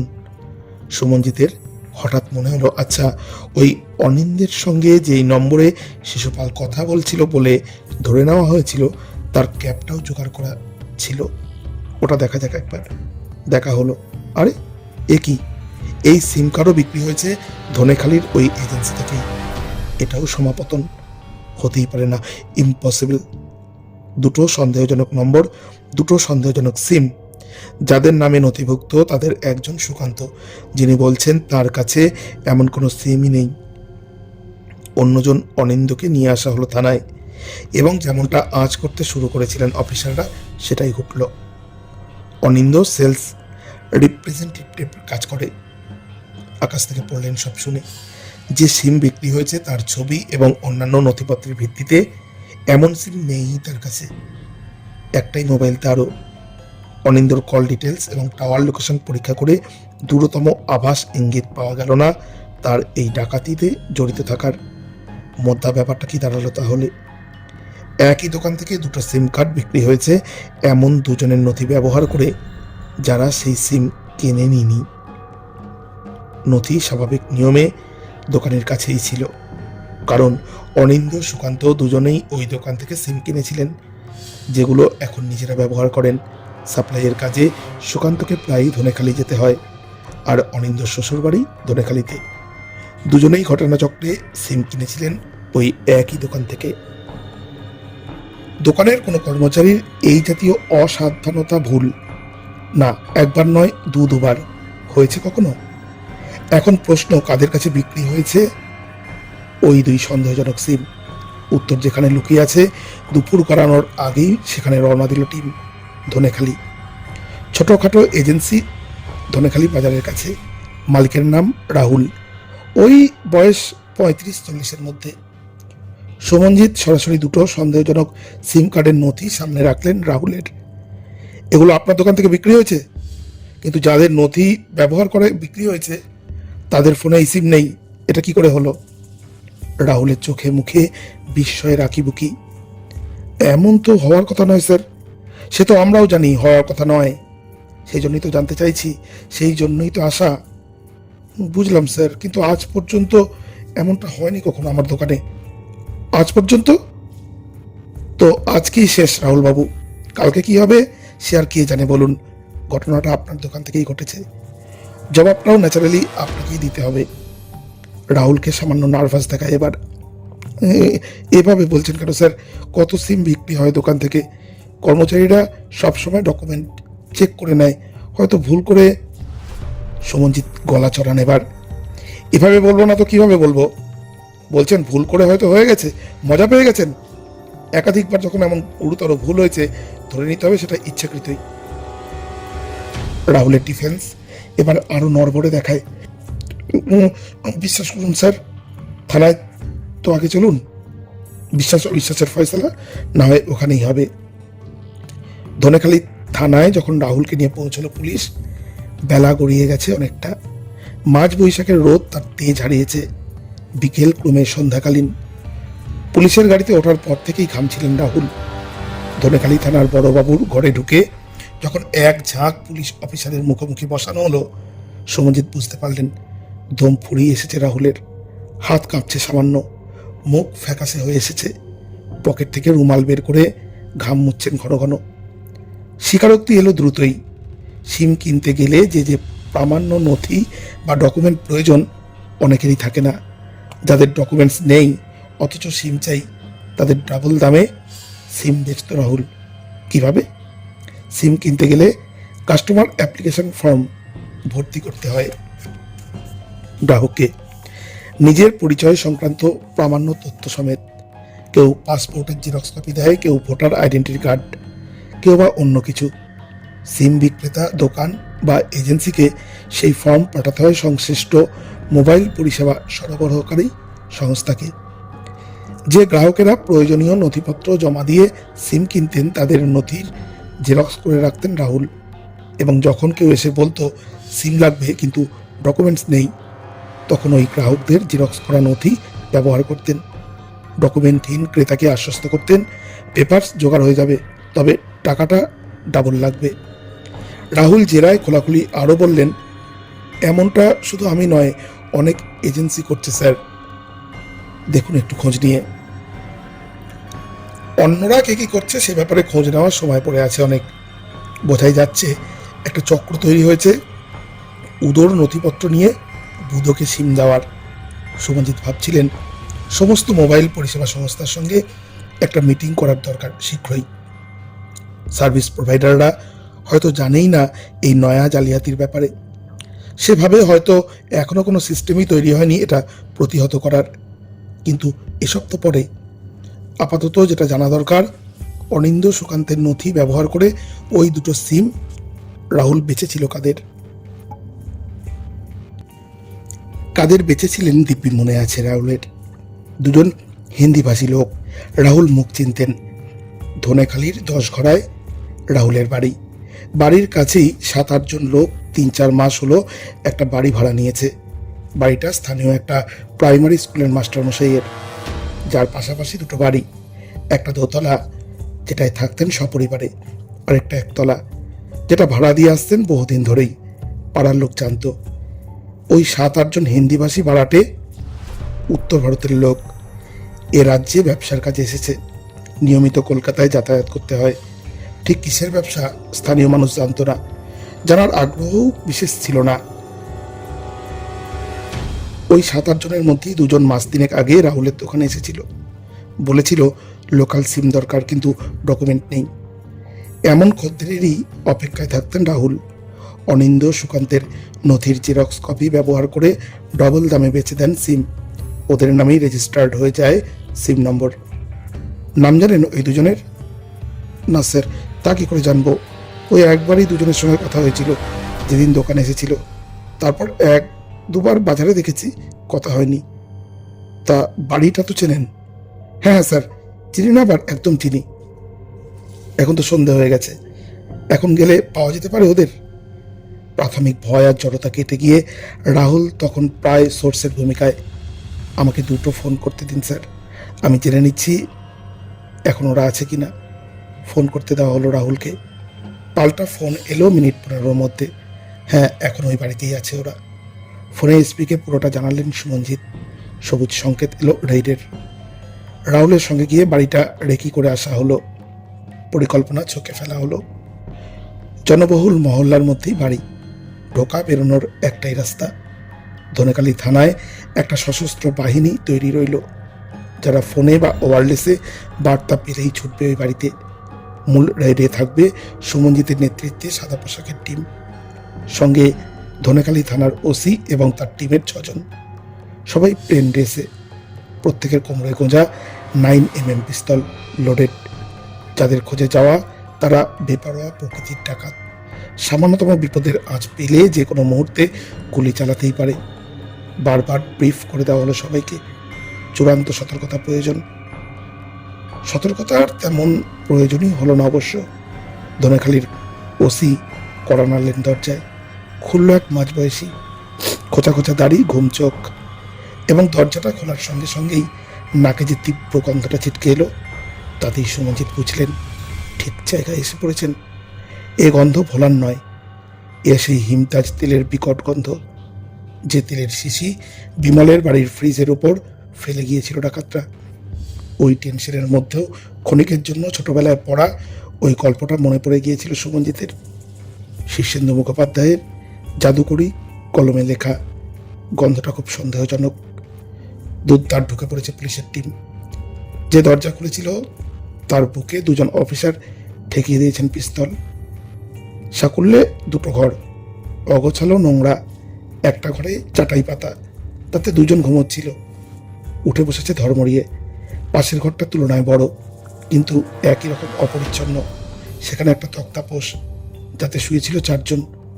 হইচই শুনে যাদের ঘুম ভেঙেছে এবং ভাঙার পর দেখছে খেল খতম। প্রতিরোধ করার মতো প্রস্তুতি নেওয়ার আগেই ওয়্যারলেস বার্তা পেয়ে উল্কা গতিতে চলে এসেছে ধনেখালি থানার অপেক্ষারত সশস্ত্র টিম। শুরু হয়ে গিয়েছে তল্লাশি। ওই চৌখুপি সাইজের 2টো ঘরের তল্লাশিতে কতক্ষণই বা সময় লাগে। তক্তাপোষের নিচে গোটা 4 জং ধরা ট্রাঙ্ক, যার মধ্যে 2টো থেকে বেরোলো প্রচুর সোনার উপর গয়না, যার চেহারা ছবি মিলে যাচ্ছে বিমল বর্ণিত খোয়া যাওয়া গয়নার তালিকার সঙ্গে। আরেকটা ট্রাঙ্ক থেকে উদ্ধার হলো 4টে শাবল, 2টো বন্দুক, 3টে 1 শাটার আর 2টো 9mm পিস্তল, যেমনটা মুঙ্গেরে তৈরি হয়। 7 ডাকাত: বাবুলাল সিং, গণপত রাম, প্রেম পাল, ভগবান সিং, বনওয়ারি সিং, বলবীর সিং আর সতীশ গৌতম। 7 জনের মধ্যে সতীশ আর বলবীর ছাড়া সবাই ওই ধানুপুরারই বাসিন্দা। সতীশ আর বলবীর দুজনে সম্পর্কে আত্মীয়। দুজনেরই বাড়ি রাজস্থানে। ধানপুরা অঞ্চলে সতীশের বোনের বিয়ে হয়েছে। সেই সূত্রে সতীশ বলবীরের যাতায়াত ধানপুরায়। সিজার বানাতে লেগে গেল ঘন্টা 2। রাত 10টা নাগাদ যখন 17 থেকে প্রিজন ভ্যানে তুলে উত্তর 24 পরগনার দিকে রওনা দিচ্ছে পুলিশ, সামনের গাড়িতে গা এলিয়ে দেন সুমনজিৎ। টানা প্রায় 48 ঘন্টা হয়ে গেল। টিম একরকম নিদ্রাহীনী, অথচ কারো ঘুম পাচ্ছে না। কখন ব্যারাকপুর পৌঁছানো হবে, কখন শিশুপালকে নিয়ে ফিরবেন প্রবীর, কখন বসা হবে এদের নিয়ে, কখন জানা যাবে ডাকাতিটা আদি থেকে অন্ত। তর্স হয়েছিল না যেন। কথায় বলে দুঃসময় একা আসে না, হয়তো ঠিক, কিন্তু উল্টোটাও সত্যি। সুসময়ও একা আসে না, সঙ্গে নিয়ে আসে সাময়িকভাবে ক্ষুধা, তৃষ্ণা, শ্রান্তি, ক্লান্তি ভরিয়ে দেওয়ার টোক্কা। ব্যারাকপুর ফিরতে ফিরতে রাত 12:15 হয়ে গেল। থানায় তার অনেক আগেই এসে গিয়েছেন এসপি এবং অ্যাডিশনাল এসপি। প্রবীর কাল সকালে ফিরছেন শিশুপালকে ট্রানজিট রিমান্ডে নিয়ে। জিজ্ঞাসাবাদ পর্ব শেষ হতে হতে রাত কাবার হয়ে গেল প্রায়। ঠিক কিভাবে চিত্রনাট্য রচিত হয়েছিল দুঃসাহসিক ডাকাতির জানা গেল বিস্তারিত। জানা গেল একজনকে ধরা বাকি আছে এখনো, দেবাবু। টিম বেরিয়ে গেল সকালেই। দেবাবুকে দুপুরের মধ্যেই তুলে আনা হলো হুগলি জেলার হরিপালের বাড়ি থেকে। কে দেবাবু? শ্রীকান্ত দে। হরিপালেই যার ছোটখাটো সোনার দোকান আছে। এই শ্রীকান্ত লোকটির মূল ব্যবসায়ী ছিল চোরাই সোনা কেনা বেচার। ডাকাতির মূল চক্রী ছিল ওই শ্রীকান্তই। হরিপালে শ্রীকান্তের এক প্রতিবেশী ছিল, নাম রামলোচন। আলুর কোল্ড স্টোরেজের কর্মী, উত্তরপ্রদেশের লোক। বাড়ি ভাড়া নিয়ে থাকতো হরিপালে। রামলোচনের সঙ্গে যথেষ্ট ঘনিষ্ঠতা হয়েছিল শ্রীকান্তের। এই রামলোচন আবার শিশুপালের দেশওয়ালি ভাই, ধানপুরা গ্রামেই বাড়ি। মাস 8 আগে শিশুপাল আসে রামলোচনের কাছে। আলাপ পরিচয় হয় শ্রীকান্তের সঙ্গে। চোরে চোরে মাস্তুতো পিস্তুতো বা খুঁড়তুতো ভাই হতে সময় লাগেনি বিশেষ। শিশুপাল নিজেদের গ্যাংয়ের ব্যাপারে সব খুলে বলে শ্রীকান্তকে। বেরেলিতে করা একটা ডাকাতির কিছু সোনা বিক্রির ব্যাপারে আলোচনাও করে। মাসখানেক পরে এসে সেই সোনা বিক্রিও করে যায়। বাড়ে ঘনিষ্ঠতা। ভবঘুরে জাতীয় গ্যাং এদের 8-9 জনের টিম বিভিন্ন রাজ্যে ঘুরে ঘুরে ডাকাতি করে বেড়ায়। স্থানীয় যোগাযোগ থাকলে কাজের সুবিধা হয়। মূলত আর্থিক সংস্থার অফিস বা সম্পন্ন সোনার দোকানকেই টার্গেট করত এরা। গত বছরের পুজোর আগে রামলোচনের ভাইজির বিয়েতে শ্রীকান্ত নিমন্ত্রিত হিসেবে যায় ধানপুরায়। পরিচিত হয় গণপত, বাবুলাল, বনোয়ারিদের সঙ্গে। শ্রীকান্তকে কথায় কথায় বলেছিল বাবুলাল, বাঙ্গাল মে কই কাম ধান্দা হতো জরুর বাতানা। কাম ধান্দার ব্যাপারে বেশি ভাবতে হয়নি শ্রীকান্তকে। তার এক অত্যন্ত ঘনিষ্ঠ বন্ধুর বাড়ি কাঁচরাপাড়ায়। সেখানে নিয়মিত যাতায়াত আছে শ্রীকান্তের। বিমলের বাড়ি থেকে বন্ধুর বাড়িটা হাঁটা পথে মিনিট 4। বন্ধুরও গয়নার দোকান আছে একটা। বিমলের সঙ্গে খুবই সুসম্পর্ক আছে এই বন্ধুটির। সেই সূত্রেই বন্ধুর সঙ্গে শ্রীকান্ত একাধিকবার গিয়েছেন বিমলের বাড়িতে। ছবির মতো মনে আছে বাড়িটার কোথায় কি। বিমলের ব্যবসায়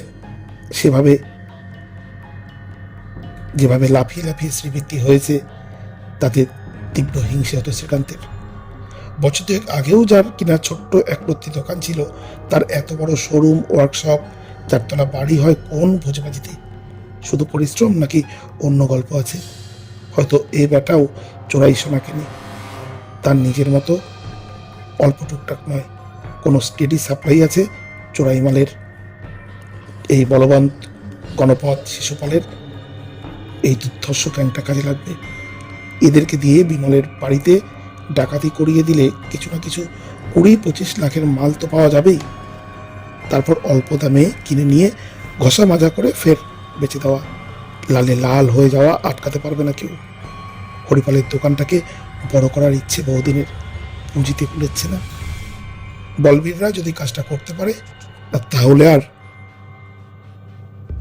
ভিন রাজ্যের কোনো গ্যাংয়ের পক্ষে একটা সম্পূর্ণ অজানা অচেনা জায়গায় এই মাপের অপারেশন করা তো সোজা নয়। স্থানীয় দুষ্কৃতীদের সাহায্য ছাড়া প্রায় অসম্ভবের পর্যায়ে পড়ে। শ্রীকান্ত ভেবে রেখেছিল আগাম করণীয়। সূর্যের সঙ্গে যোগাযোগ করতে হবে।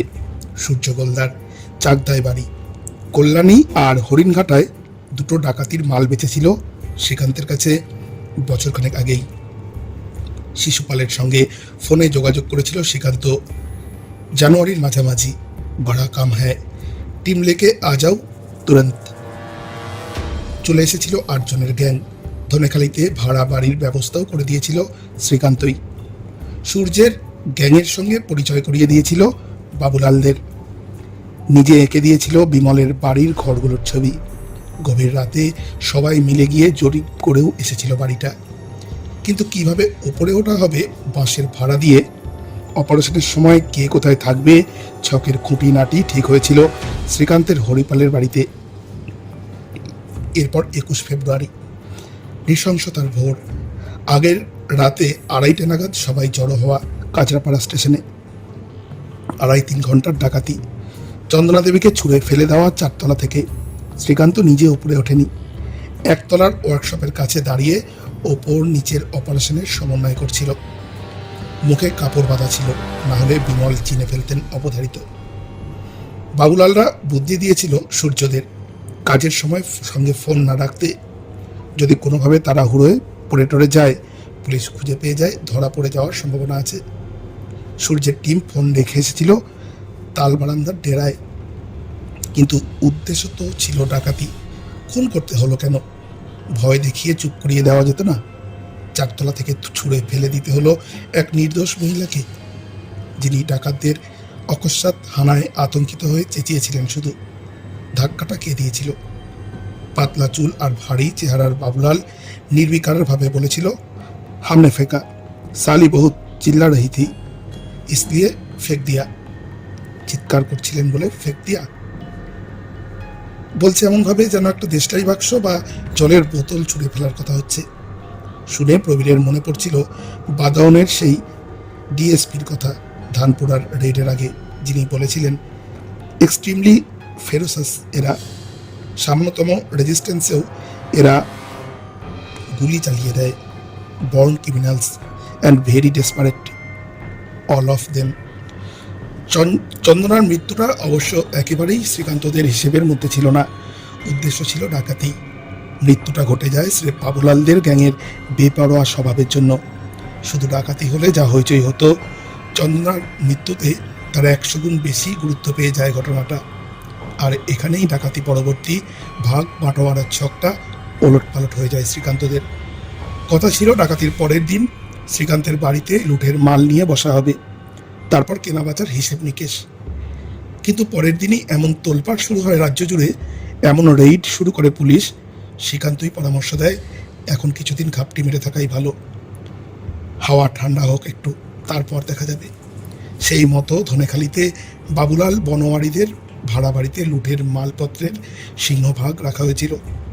অল্প কিছু সোনাদানা ছিল শ্রীকান্তের কাছে। সূর্যদের বলা হয়েছিল টাকা পয়সার ভাগ পরে হবে, একটু থিতিয়ে যাক সব। নামি ব্র্যান্ডের মোবাইল ফোনের শখ ছিল শিশুপালের। চন্দনার ফোনটা নিজের কাছে রেখে দিয়েছিল। মার্চের শেষ সপ্তাহে কিছুদিনের জন্য ধানপুরায় ফিরে গিয়েছিল এক আত্মীয়ের অসুস্থ হয়ে পড়ার খবর পেয়ে। 1.5 মাসেরও বেশি ফোনটা বন্ধ রাখার পর এপ্রিলের দ্বিতীয় সপ্তাহে আর লোভ সামলাতে পারেননি। নিজে যে ফোনটা ব্যবহার করত তার সিমটা ভরে নিয়েছিল চন্দনার ফোনে, চালু করেছিল ফোন। ভাগ্যিস সেই ফোনটাই ছিল সবে গত বছর চালু হওয়া মোবাইল ট্র্যাকার টেকনোলজি। চার্জশিট তৈরির সময় নিজের দীর্ঘদিনের তদন্ত অভিজ্ঞতার সম্পূর্ণটা উজাড় করে দিয়েছিলেন প্রবীর। প্রমাণ একত্রিত করেছিলেন অখণ্ড মনোযোগে। শিশুপালের কাছ থেকে উদ্ধার হওয়া চন্দনার মোবাইল তো ছিলই, লুট হওয়া গয়নার প্রায় সব কটাই উদ্ধার হয়েছিল বাবুলাল বনোয়ারিদের 10 ঘরার ডেরা থেকে। বাকিটা শ্রীকান্তের বাড়ি থেকে। উদ্ধার হওয়া গয়নাগাটি যে বিমলের দোকানেরই তা প্রমাণিত হয়েছিল তর্কাতীত। দোকানের সমস্ত গয়নাতে নিজের নামের আদ্যক্ষর খোদাই করে দিতেন বিমল, বিডি। উদ্ধার হওয়া সব গয়নাতেই ছিল ওই আদ্যক্ষর। রাহুল আদালতে চিহ্নিত করেছিলেন বনোয়ারি আর সতীশকে, যাদের সিম বেচেছিলেন অনিন্দ সুকান্তের নথিপত্র ব্যবহার করে। ফিঙ্গারপ্রিন্ট আর ফুটপ্রিন্ট যা পাওয়া গিয়েছিল তার একাধিক মিলে গিয়েছিল অভিযুক্তদের কারোর না কারোর সঙ্গে। টেস্ট আইডেন্টিফিকেশন প্যারেডে বিমল, নিরঞ্জন, অভিজিৎ শনাক্ত করেছিলেন উত্তরপ্রদেশের 8 ডাকাতকে। সূর্য গোলদার, রতন তরাই আর বাবর আলী মণ্ডলকেও চিহ্নিত করেছিলেন ওরা। বিমল আদালতে শনাক্ত করেছিলেন সূর্যের সেই চামড়ার বেল্ট।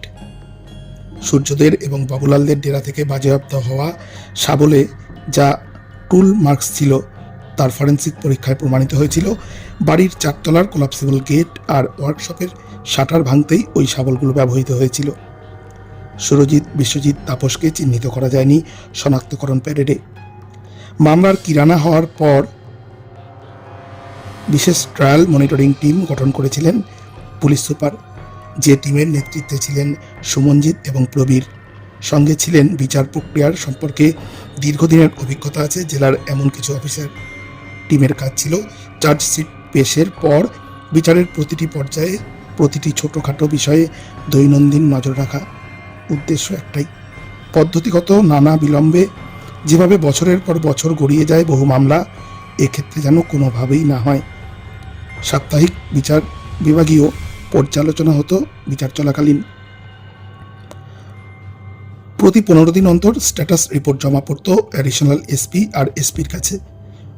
নিয়মিত বৈঠক হতো সরকারি আইনজীবীদের সঙ্গে। বিবাদী পক্ষের সম্ভাব্য স্ট্র্যাটেজি ভোতা করে দেওয়ার কলা কৌশল তৈরি হতো নিবিড় অধ্যবসায়ে। ফলও মিলেছিল এত খাটাখাটনির। বিচার পর্ব সম্পন্ন হয়েছিল আশাতীত দ্রুততায় ব্যারাকপুর দায়রা আদালতের ফার্স্ট ট্র্যাক কোর্টে।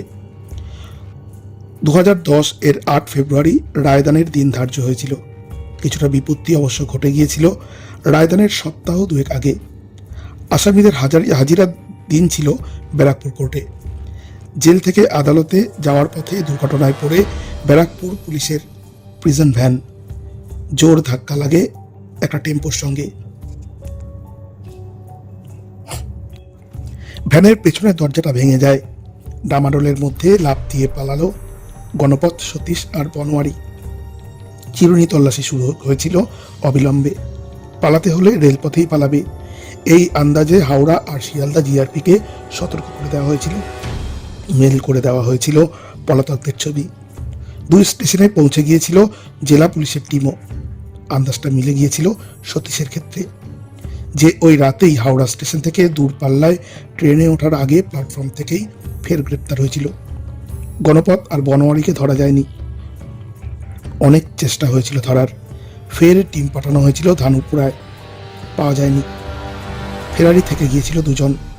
রায় বেরিয়েছিল নির্দিষ্ট দিনেই। সূর্য গোলদার, রতন তরাই, বাবর আলী মণ্ডল, শ্রীকান্তদের ও শিশুপাল, বলবীর, বাবুলাল, সতীশ, ভগবান, প্রেম পালকে মৃত্যুদণ্ডে দণ্ডিত করেছিল আদালত। প্রমাণাভাবে খালাস পেয়েছিল সরজিৎ দাস, বিশ্বজিৎ মণ্ডল এবং তাপস বিশ্বাস। মৃত্যুদণ্ডাদেশের বিরুদ্ধে হাইকোর্টে আবেদন করেছিল সাজাপ্রাপ্তরা।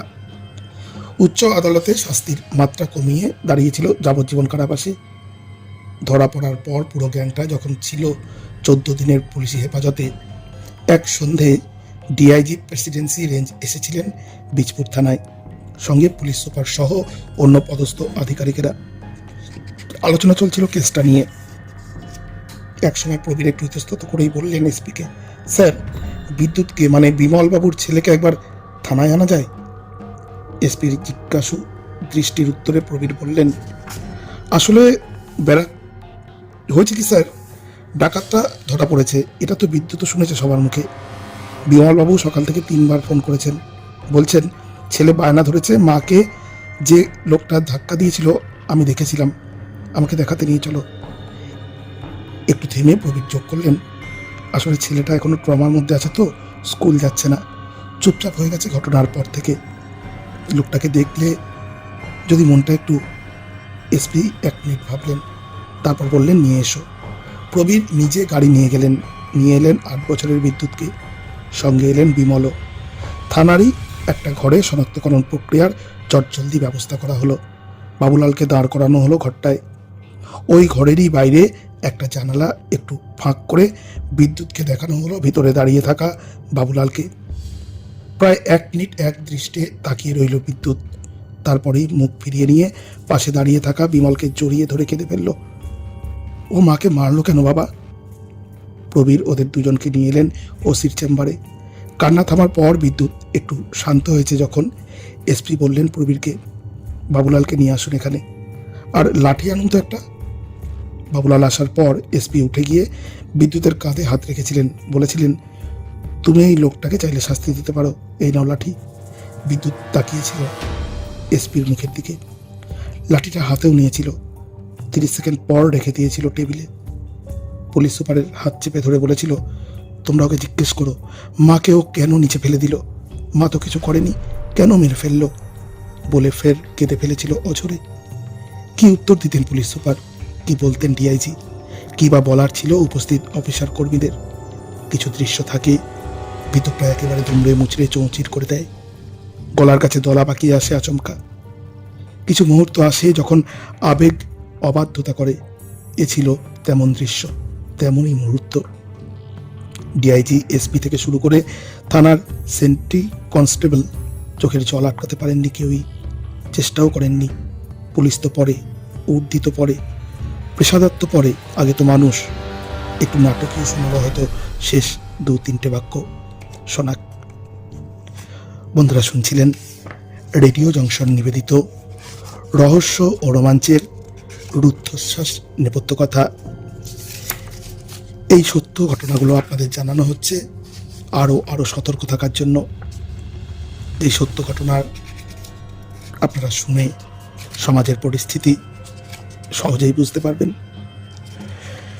আজকে যে কাহিনীটি আপনারা শুনলেন সেটির নাম গন্ধটা সন্দেহজনক। এটা আমরা পেয়েছি আবার গোয়েন্দাপীঠ থেকে। বইটি লিখেছেন সুপ্রতিম সরকার। সুপ্রতিম সরকারের প্রতি আমাদের ঋণ স্বীকার জ্ঞাপন করি। আপনারা কেমন শুনছেন, কেমন লাগছে আপনাদের এই অভিজ্ঞতা, আমাদের অবশ্যই ইউটিউব চ্যানেলে কমেন্ট করে জানাবেন। আজ এ পর্যন্তই।